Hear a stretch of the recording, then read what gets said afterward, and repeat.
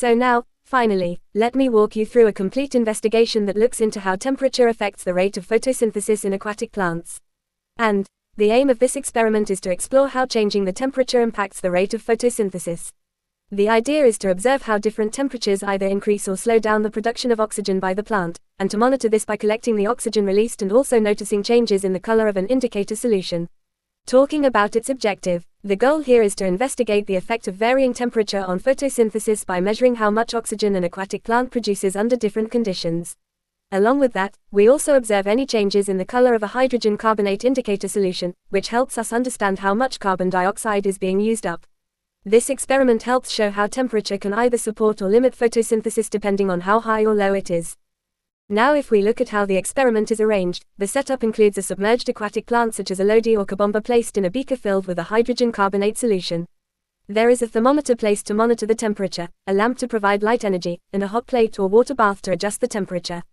There is also an inverted funnel or a gas collection tube placed over the plant to collect oxygen bubbles, helping us measure how much oxygen is being released. To carry out this experiment, we will need these materials: an aquatic plant such as a lodi or kabomba, a beaker or test tube, hydrogen carbonate solution which contains sodium bicarbonate, a lamp as the light source, a thermometer, a water bath or heat source to control the temperature, a stopwatch, a gas syringe or an inverted measuring cylinder to collect the oxygen gas, and optionally a pH probe if we want more accurate pH readings. Now moving on to how we set up the experiment. First, we prepare the hydrogen carbonate solution by dissolving sodium bicarbonate in water, which provides the carbon dioxide that the plant will need for photosynthesis. This solution also serves as a pH indicator, meaning it changes color based on how much carbon dioxide is present. As the plant uses carbon dioxide, the color will shift, indicating the activity of photosynthesis. We then place the aquatic plant inside the beaker filled with this solution. The light source is positioned at a fixed distance from the plant to ensure consistent light intensity throughout the experiment. To control temperature, we prepare several water baths or heat sources, each set to a different temperature, such as 10, 20, 30, 40, and 50 degrees Celsius.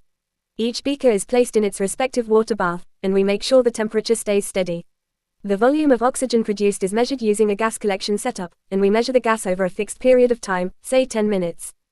Now let me explain the procedure step by step. First, fill the beaker with the hydrogen carbonate solution and place the aquatic plant inside it. Then set the temperature of the water bath, beginning with the lowest temperature. Turn on the lamp to give a constant source of light, and start the stopwatch. As the plant carries out photosynthesis, it will begin to release oxygen. Over 10 minutes, we will measure how much oxygen is collected using the gas collection method. At the same time, we observe any color changes in the solution. A shift towards yellow or orange tells us that the plant is using up carbon dioxide quickly, meaning photosynthesis is happening at a faster rate. We repeat this process for each temperature level, increasing the temperature step by step, and keeping everything else the same to ensure a fair test. Repeating each condition multiple times helps improve the reliability of the results. Based on this, we can record the volume of oxygen produced at each temperature. For example, at 10 degrees the oxygen volume might be low, increasing steadily up to 30 or 40 degrees, and then falling sharply at 50 degrees. The color of the indicator would go from pale yellow at low activity to dark green when the rate is high, and then back to yellow as the rate drops again. From these results, we can interpret that the rate of photosynthesis increases with temperature up to a certain point. This is because warmer temperatures give molecules more energy to move and react, so the enzymes involved work faster. But beyond a certain temperature, such as above 40 degrees, the enzymes start to lose their shape and stop working properly, causing the rate to fall again. So based on the data, we can say that the optimal temperature for this plant under these conditions appears to be around 40 degrees. That is where photosynthesis happens at its fastest rate before starting to decline. At temperatures above 40 degrees, the enzymes in the plant may start to break down. This process is called denaturation. Once the enzymes lose their shape, they can no longer help with the chemical reactions needed for photosynthesis, and the rate drops as a result.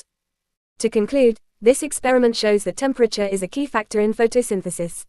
A moderate rise in temperature helps speed up the process, but very high temperatures harm the enzymes and slow everything down. So, while the rate of photosynthesis improves with warmth, there is a limit beyond which it becomes harmful. The exact optimal temperature may vary by plant species, but it generally lies between 30 and 40 degrees. Finally, it is important to ensure that the experiment is valid. This means we must keep all other conditions constant while changing only the temperature. For example, when testing light intensity, we should use a glass screen between the lamp and the beaker to stop the heat from changing the water temperature. And when we are testing temperature or carbon dioxide levels, we must keep a light source at the same distance for each test. That is how we carry out and understand this investigation on the effect of temperature on the rate of photosynthesis.